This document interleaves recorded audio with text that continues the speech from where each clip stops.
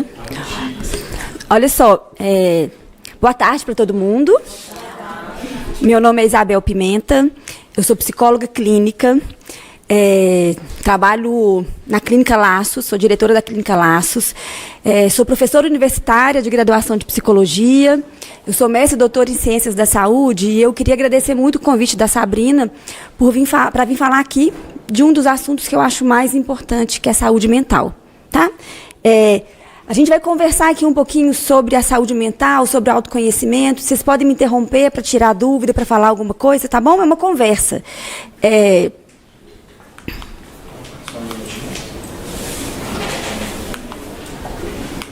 Aqui não está aí. Ah, tá. Então, olha só. O assunto principal hoje é segurança psicológica no trabalho. Um conceito relativamente novo, mas muito importante para quem trabalha nas empresas. Eu sou psicóloga clínica, como eu falei, gente, então eu trabalho no consultório, mas desde 2018 que eu tenho sido convidada para vir falar nas empresas, o que me alegra muito, porque é uma preocupação que eu vejo das empresas em entender como que o trabalho adoece as pessoas, ou como o adoecimento também repercute no trabalho, né? Então, a psicologia clínica, ela vem, junto com a psicologia organizacional, entendendo melhor o que a saúde mental tem a ver com produtividade, com desempenho, com segurança psicológica. Segurança psicológica é um tema tranquilo aqui para vocês? Vocês sabem o que é segurança psicológica? Vocês entendem o que é segurança psicológica? Vocês acham que é importante a gente falar um pouco mais disso? Lá na minha aula eu falo, sim, professora. Então a gente vai falar muito sobre isso, tá?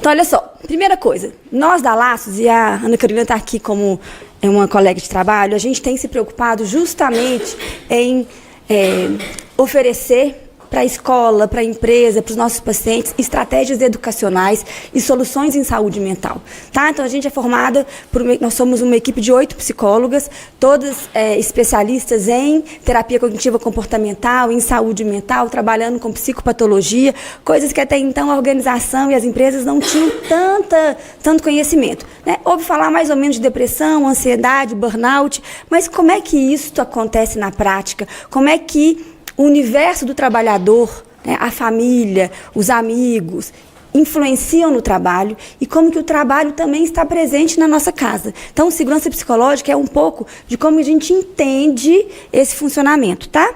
E aí...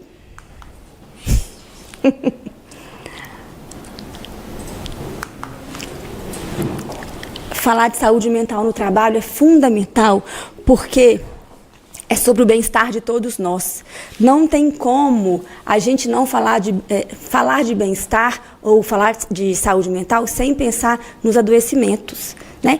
Como que a gente preocupa, reconhece e identifica os adoecimentos mentais, né? E isso vem mudando desde 2018 e depois da pandemia, muito mais, né? Quer ver rapidamente? Quem aqui conhece alguém que tem o diagnóstico de depressão? Quem aqui conhece alguém que tem um diagnóstico de transtorno de ansiedade? Quem é alguém aqui que em algum momento suspeitou sofrer um desses 2 diagnósticos? Eu também, inclusive na pandemia. Então, depois da pandemia, esse assunto virou um assunto da mesa nossa de casa, né? A gente conversa sobre isso, a gente identifica. A internet, inclusive, eu estava conversando com a Carol agora, os pacientes chegam já com um diagnóstico, né? Eu estou achando que estou com TDAH. Aí você fala, é mesmo? Baseado em quê? Baseado nesses critérios. E onde você viu isso? Na internet. Aí você fala, não, eu acho que você tem outra coisa. Não, eu acho que é TDAH. O paciente discute com a gente, ele tema com a gente, né? Ah, você vai falar para um paciente que você tem um diagnóstico mais complexo, tipo... eu acho que você tem transtorno bipolar. Não, de jeito nenhum, eu tenho TDAH. Mas baseado em quê? Baseado na internet. Então, por um lado, o mundo de hoje facilita a informação. Por outro lado, piora o trabalho do especialista. Por um lado, a gente está em visto as pessoas conversarem sobre os sintomas, né, sobre os tratamentos. Por outro lado, isso também acaba prejudicando aqueles que são mais vulneráveis. Tá? Então, falar da saúde mental, gente, é fundamental. Primeiro porque na empresa a gente trabalha com a cultura organizacional.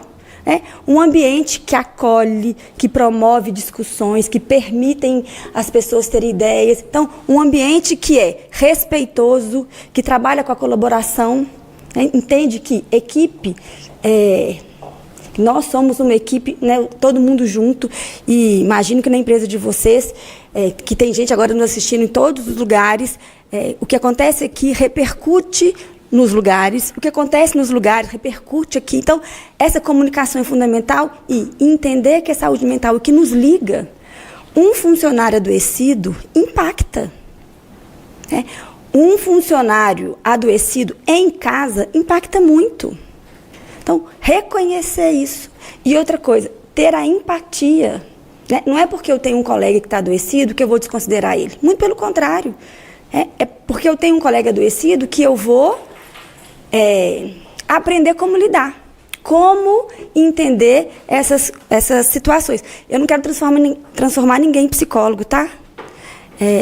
Mas esse olhar cuidadoso, né, a empatia, uma escuta humanizada, isso sim, todos nós podemos fazer. Vou mudar. Então, olha só, eu perguntei sobre segurança psicológica e vocês falaram que ainda não está muito claro esse conceito, né? Então, olha, o que é a segurança psicológica? E a segurança psicológica é um termo que nasce na clínica.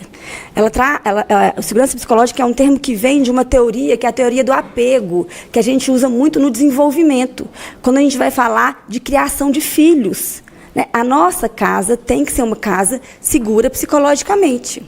Eu preciso criar os meus filhos num ambiente em que eles se sintam seguros psicologicamente. E isso foi ampliado para as organizações. Eu preciso trabalhar num lugar, num ambiente em que eu me sinta seguro psicologicamente. E o que significa isso, gente? Olha só. Na organização, significa ter um ambiente onde todos se sintam à vontade para compartilhar ideias, dúvidas, medos. Então, às vezes, eu escuto nas empresas assim, eu não vou falar que eu estou com uma ideia porque o meu chefe não vai ouvir. Ou eu não vou falar que eu estou com medo daquela meta porque o meu chefe não vai considerar. Ou eu não vou contar para os meus amigos, colegas de trabalho, que eu tive crise de ansiedade à noite. Eu passei a noite tendo crise de ansiedade e vim trabalhar. Mas eu não vou contar, porque ele vai achar que é frescura minha. Eu morro de medo de errar, porque o erro na minha empresa, ele é crucificado.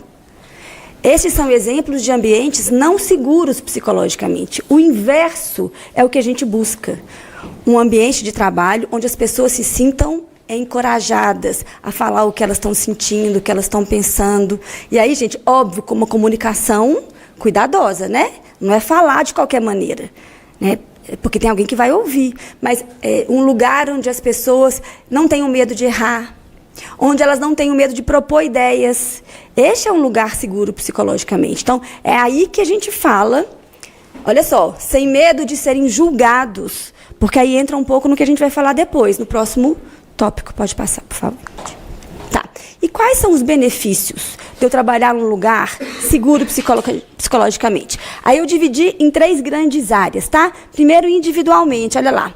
Reduz o estresse e a ansiedade. Produz ou incentiva a criatividade e a confiança. É claro, né, gente? Se eu trabalho num lugar que eu não tenho segurança, eu vivo estressado.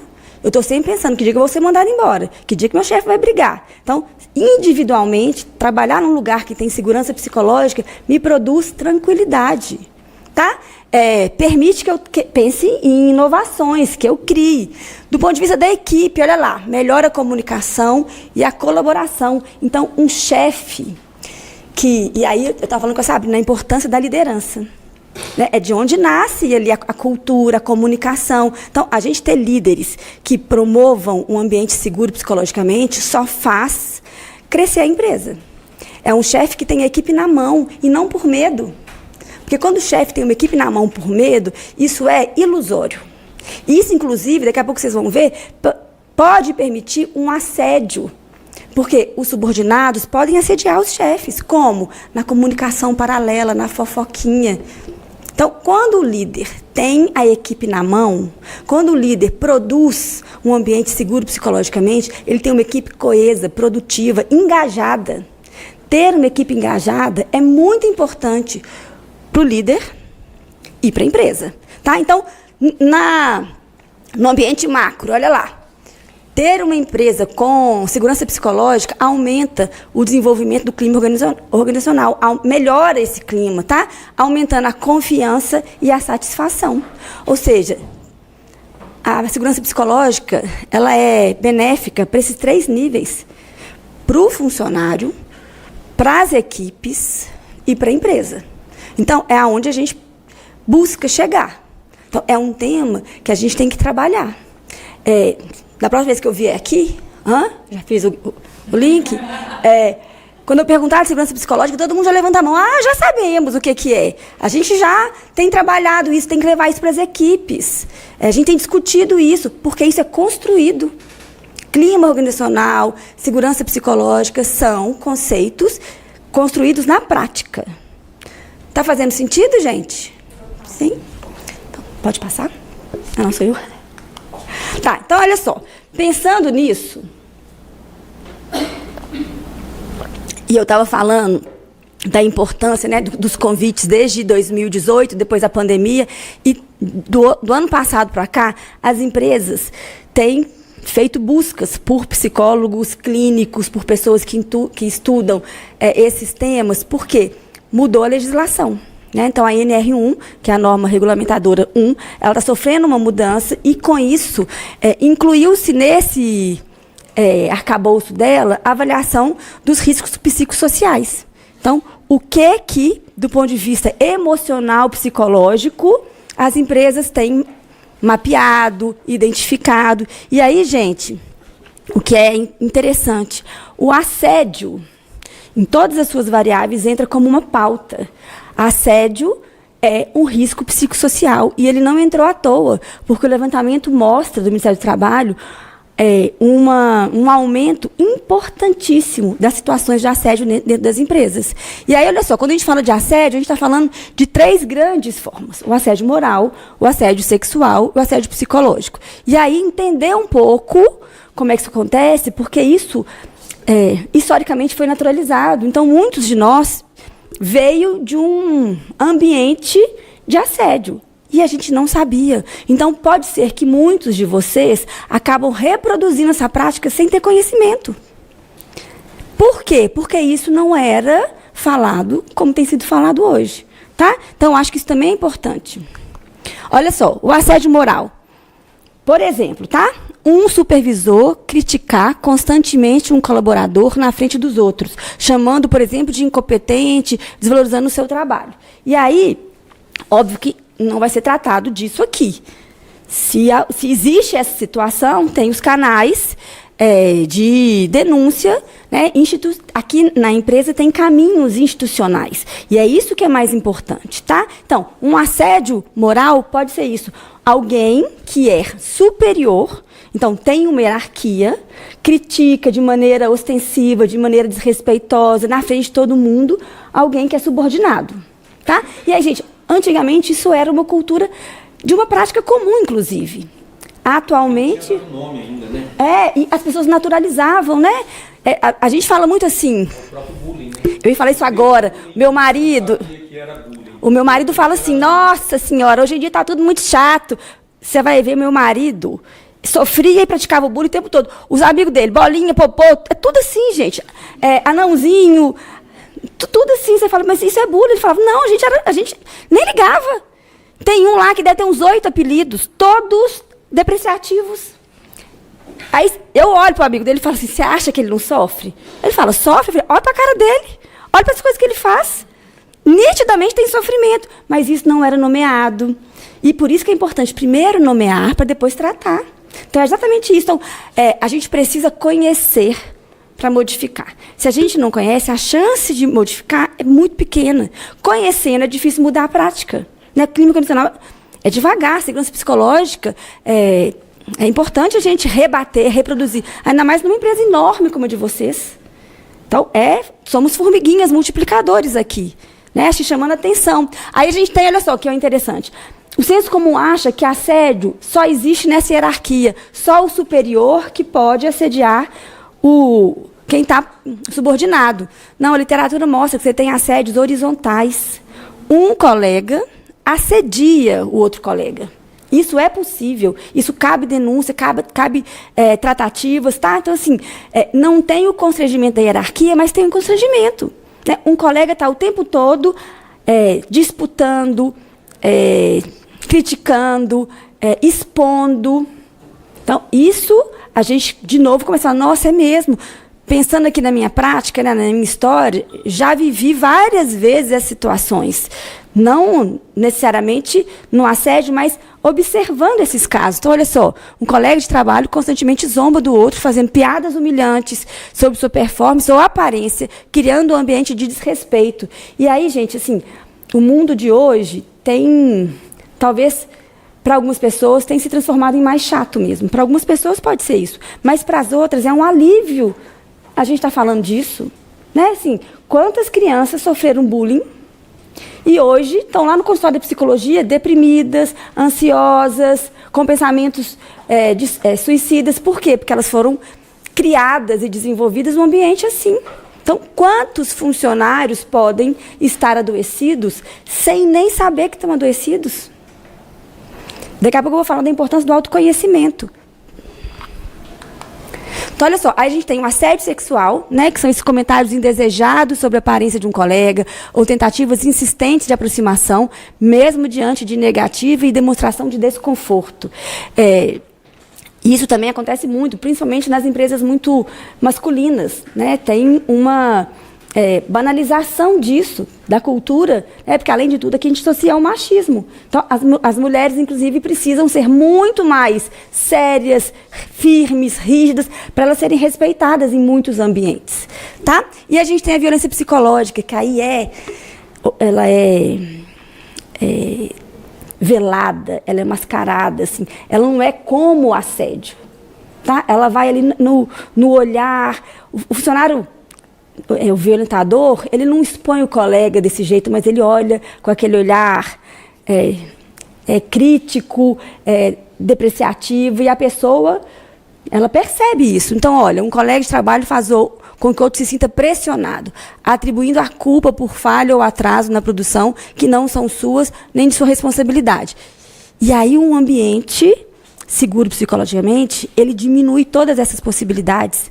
Na medida que o ambiente permite que a gente erre, né, que trate o erro como uma possibilidade, e não como um fracasso, como o fim de tudo, isso vai ajudar demais a lidar com as situações. E aí, olha só, uma coisa que é muito importante. O assédio, ele não só traz sofrimento para o indivíduo, mas ele prejudica a organização. No primeiro momento, porque ele prejudica o clima organizacional. Tá? Depois ele vai ver que diminui performance, desempenho. Então, olha, o assédio no ambiente do trabalho tem efeitos profundos, tanto para as vítimas quanto para os agressores e até mesmo para a empresa. Em que sentido? Olha ali. Vítima, a gente já falou, né? Quem sofre o assédio pode ter ansiedade, depressão. A gente tem um transtorno que chama estresse pós-traumático. O sujeito vai se isolando socialmente, ele não participa mais das atividades. Na empresa e em casa, porque é isso, gente, o que acontece na empresa vai para casa. A gente não consegue deixar o trabalho completamente no trabalho. A gente leva parte do trabalho para casa. Então, isso vai nos pensamentos. Isso vai mexendo com a minha vida, com a vida da minha família, dos meus filhos, do meu marido. Olha o impacto que tem. Tanto positivamente quanto negativamente. No caso do assédio, negativamente, olha. E aí tem uma coisa. Nós não estamos falando aqui que muito agressor pode ser agressor sem ter conhecimento, simplesmente produzindo uma prática que ele aprendeu. Pois ele também ele também tem um efeito negativo. Olha lá, prejuízo à imagem e reputação. Né? Um colaborador assediador, ele tem uma imagem completamente manchada. Uma liderança que pratica o assédio, que tem como prática o assédio, é uma liderança que ela é ela é respeitada pelo medo. E isso é muito ruim do ponto de vista de resultados, de desempenho, tá? E aí a gente tem também um efeito negativo na empresa. Um clima organizacional pesado. Daqui a pouco eu vou entrar no outro conhecimento e vai melhorar o clima. Mas olha como é que aqui está pesado. A gente fala de assédio, pesa. A gente está aqui, ó.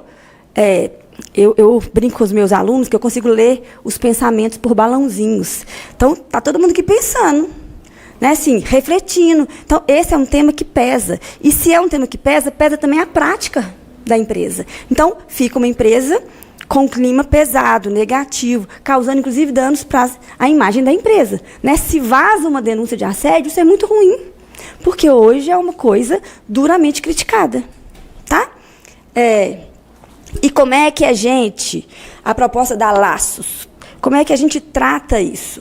Não só pelas medidas formais da empresa, mas aqui o meu papel, falar de autoconhecimento. Tá? Então, olha só, o autoconhecimento é uma ferramenta potente, importante. A gente chama isso no contexto clínico de metacognição. Pensar sobre os nossos pensamentos. A gente faz muito pouco isso no dia a dia. A maior parte de nós vive no automático. Acorda, vai trabalhar, faz o que manda a gente fazer, cumpre tudo direitinho, aí vai para atividade física porque manda eu fazer atividade física, faz alimentação saudável porque manda eu fazer, chega em casa, dorme. No dia seguinte é a mesma coisa. O convite nosso da Laços pare e pensa no que vocês estão pensando. Por que vocês estão trabalhando nessa empresa? Por que tem que fazer atividade física? Por que tem que comer comida saudável? Quais são os objetivos de vocês? Aonde vocês querem estar há 10 anos, daqui 10 anos? Fazendo o quê? O que vocês querem, não o que os outros esperam de vocês.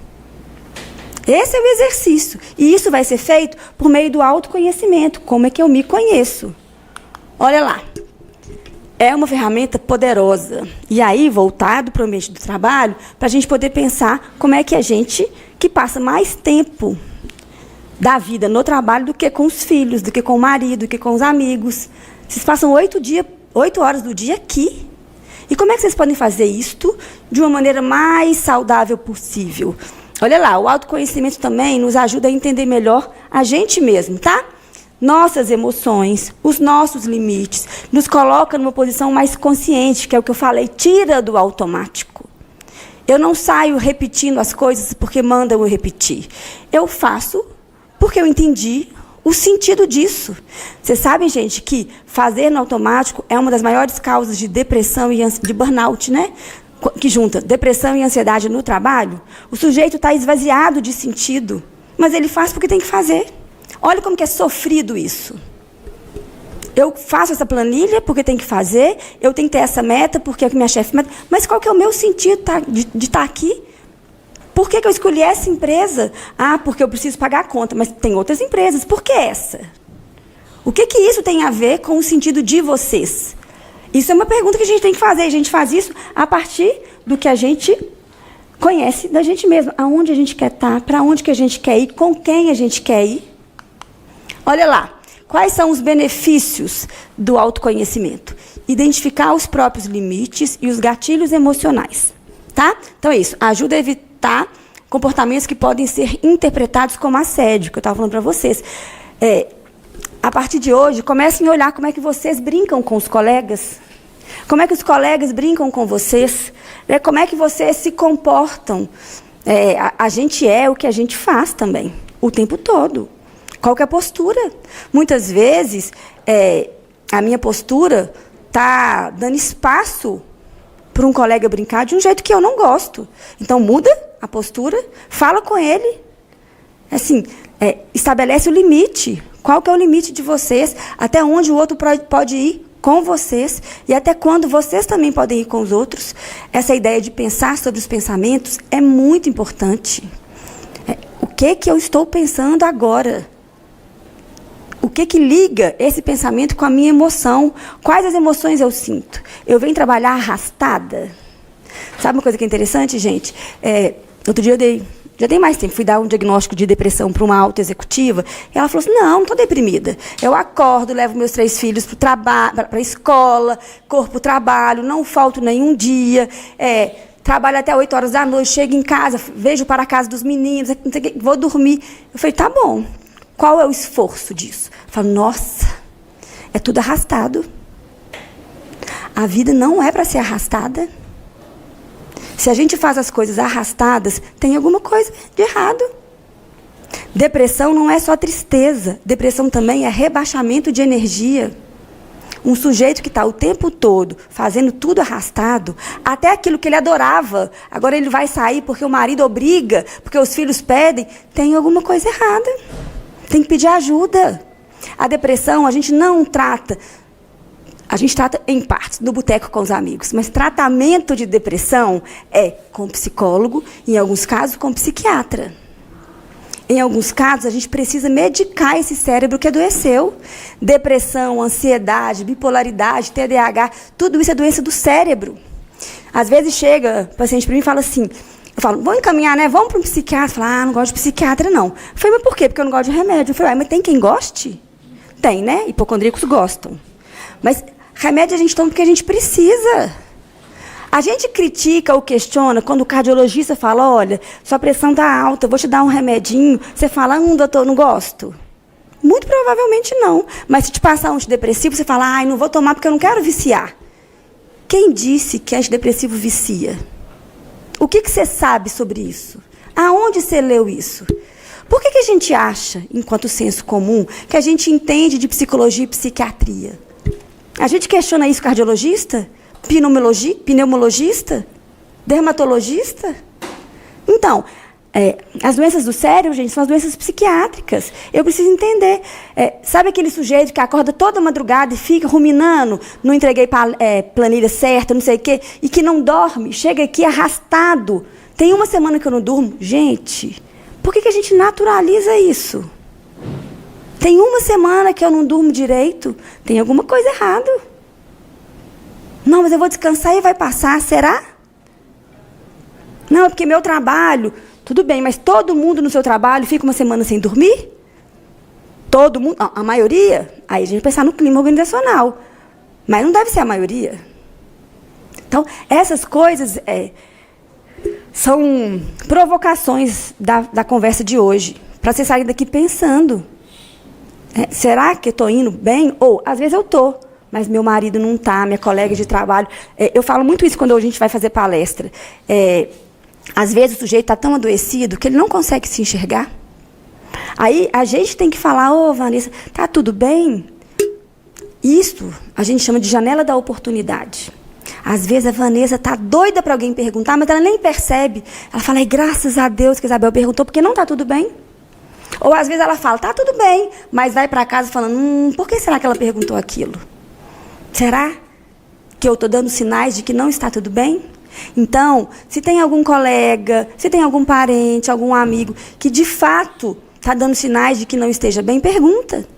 Ô fulano, está tudo bem? Posso te ajudar? Você precisa de mim? Isso, às vezes, a gente tira o sujeito de um lugar vazio que vocês não têm noção. Porque no adoecimento a gente vai se sentindo invisibilizado. O sujeito vai apagando. A ponto, às vezes, de achar que ele pode morrer, que ninguém vai sentir falta dele. Olha o tamanho do adoecimento. Setembro está aí para a gente poder falar do Setembro Amarelo, da importância da preservação da vida. Tá? Então, olha,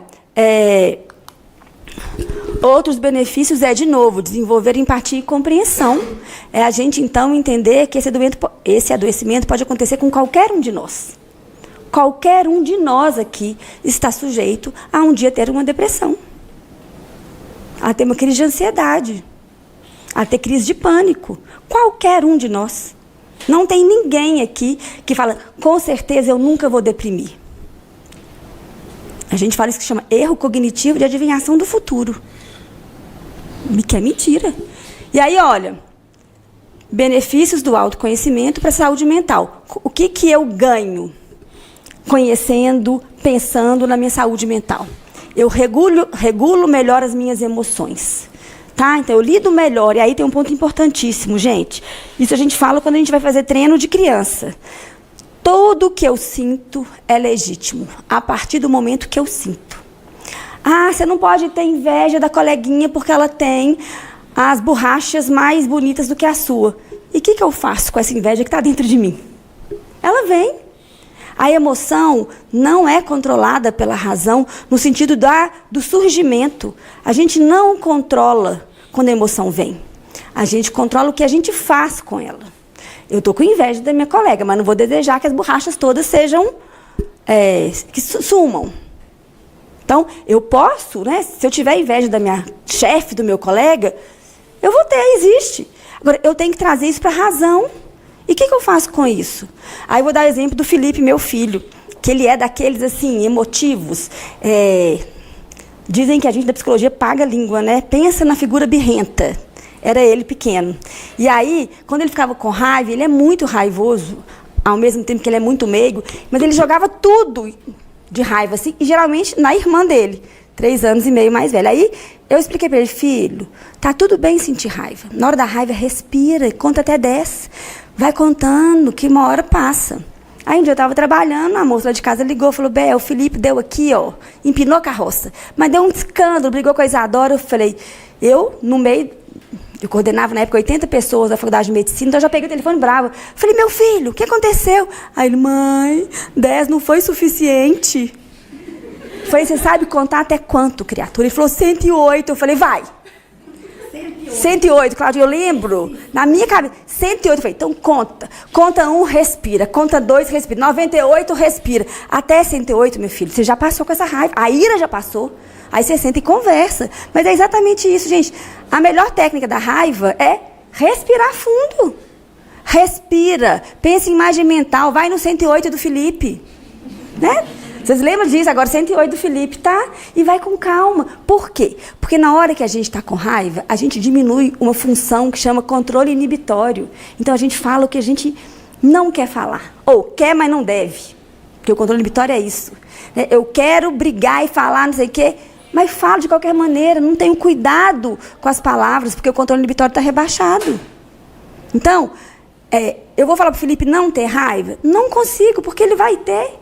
Ele não controla de fato quando a raiva vem, mas ele controla o que aparece depois disso, o que ele faz. Então, quando eu me conheço, eu melhoro a minha regulação emocional. Eu consigo identificar quais são os momentos que eu costumo ter mais raiva. E, se eu conseguir, eu mexo no gatilho. Eu evito.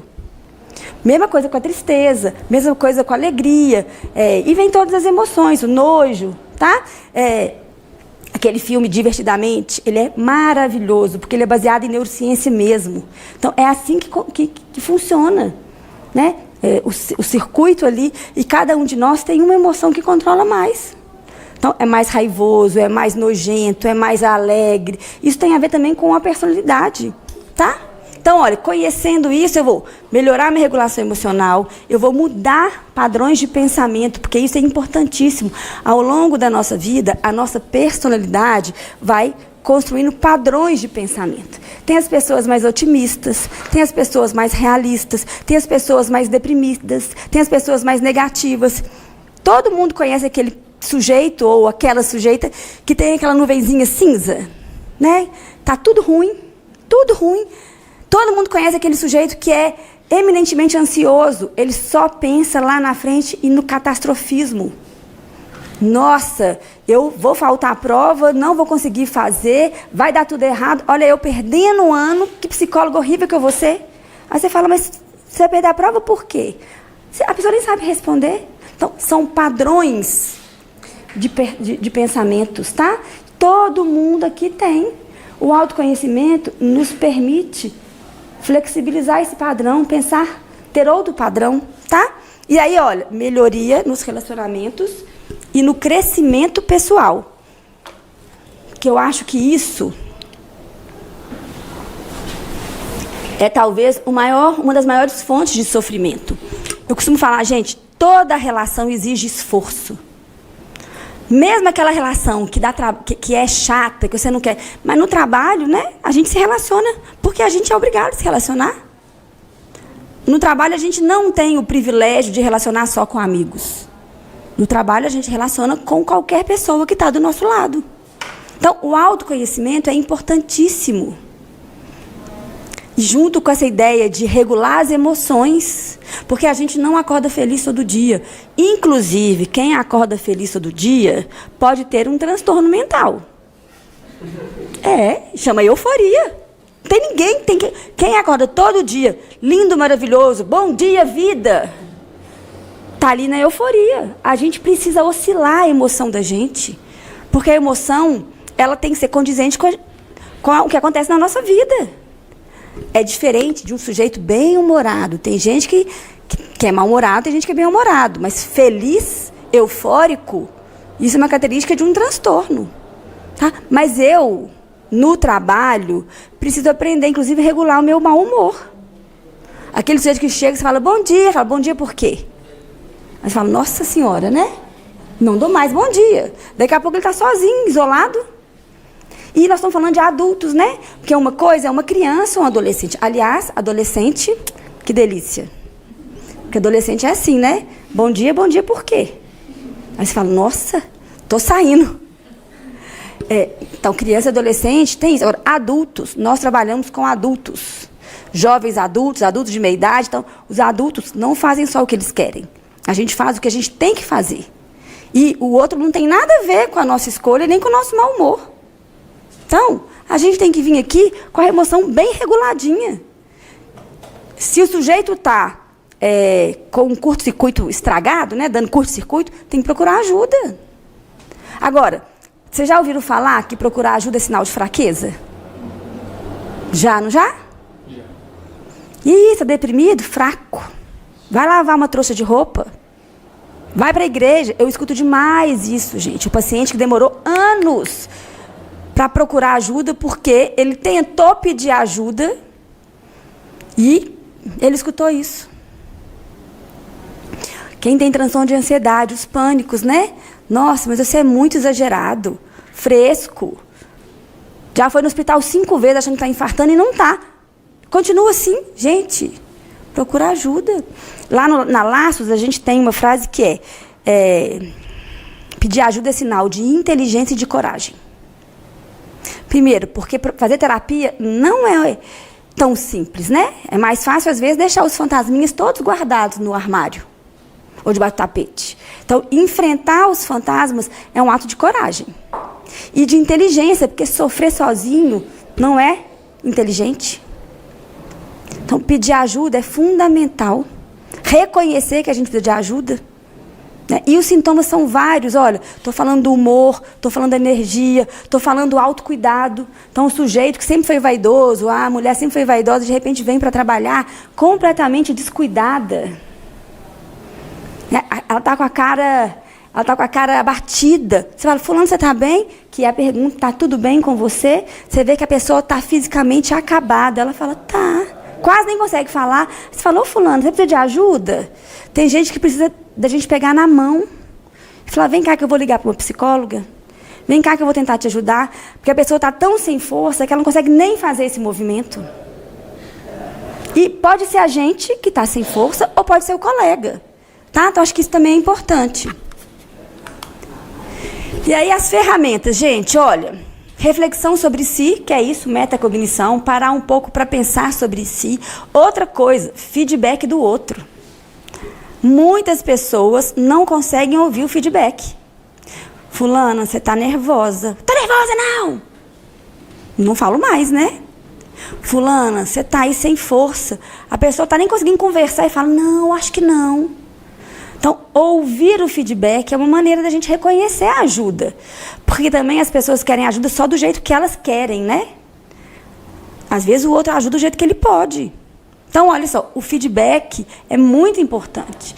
O que o outro está falando para a gente tem que ser reconhecido na medida certa, tá, gente? Porque o outro também não pode pautar a gente o tempo todo.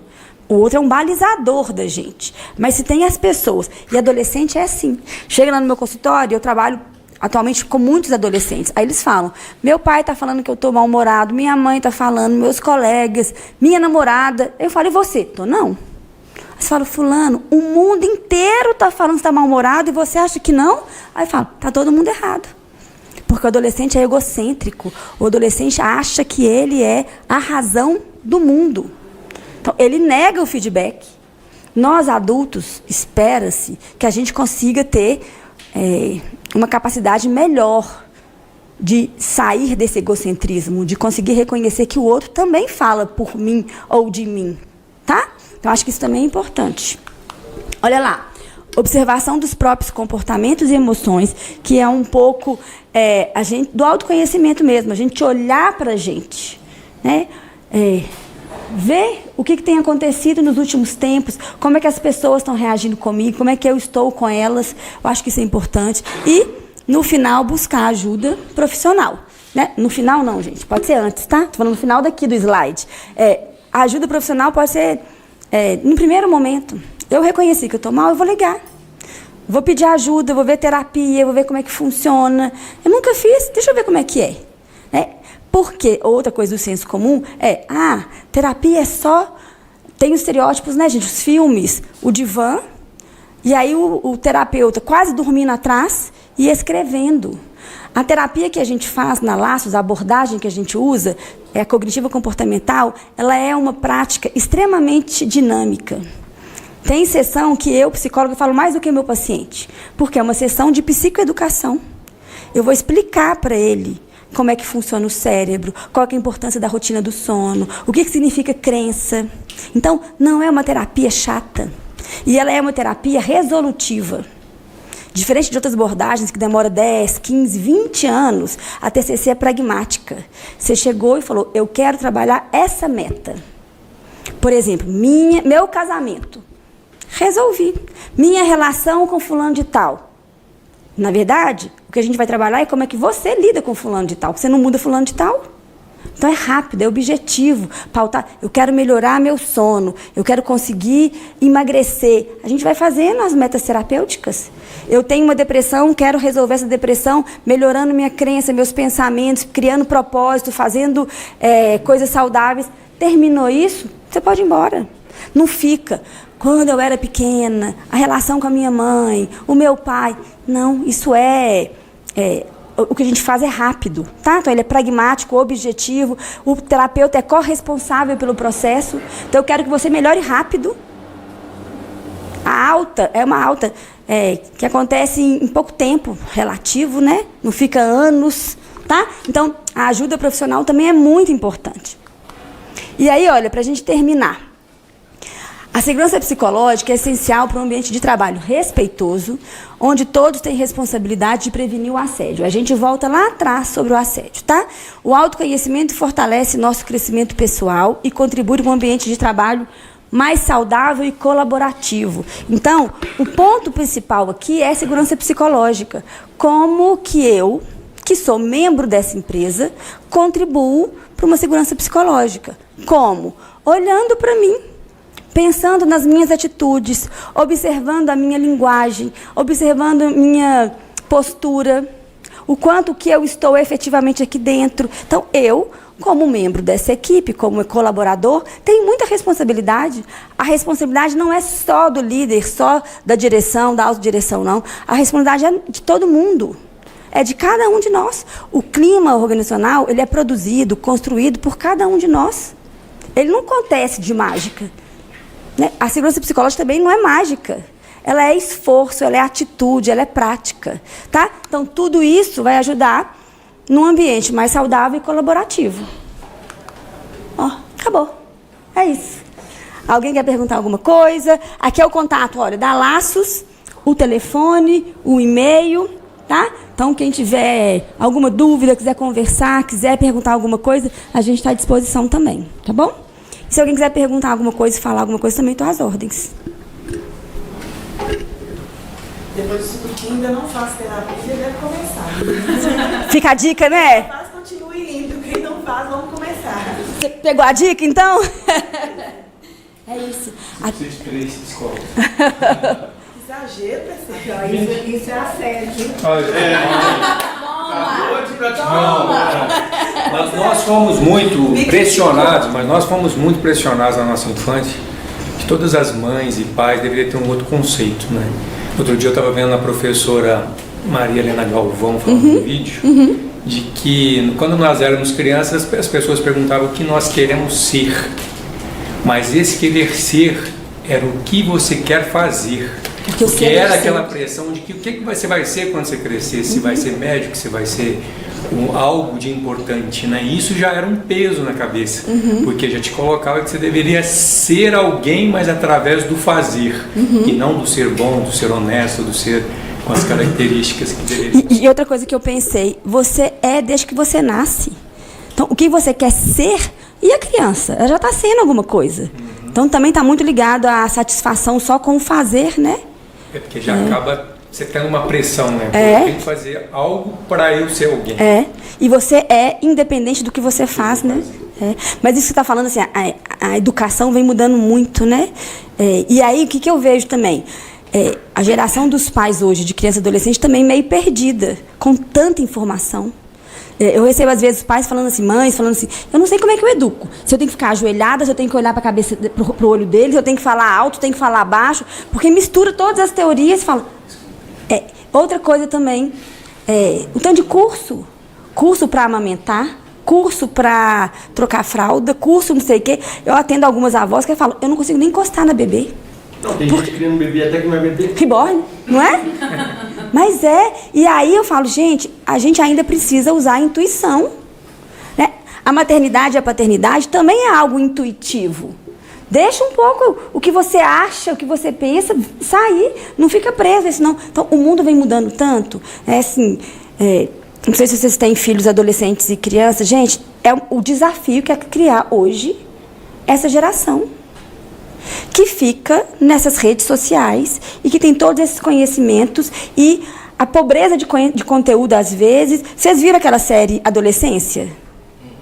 Quem não viu, assista, Netflix, assiste e sai correndo, porque dá vontade de sair correndo, né? Você fala, nossa, meu filho está exposto a isto e está. Eles têm códigos que a gente não conhece. E eles conversam em salas que a gente não sabe o que é. Assim, é assustador. Então, isso tudo gera adoecimento. O funcionário já chega aqui ansioso. Então, eu acho que a NR1 ela traz uma coisa que é importante, né? Essa compreensão de que trabalho e casa é uma coisa só. Essa integralidade do ser humano. Inclusive, na NR1, a empresa ela tem como função acompanhar o que acontece em casa. Isso é muito importante também, porque às vezes as pessoas associam esse tipo de adoecimento com o trabalho. Eu andei lendo umas pesquisas e informa que a maioria das pessoas hoje, quando vai fazer um levantamento de depressão, são pessoas que realmente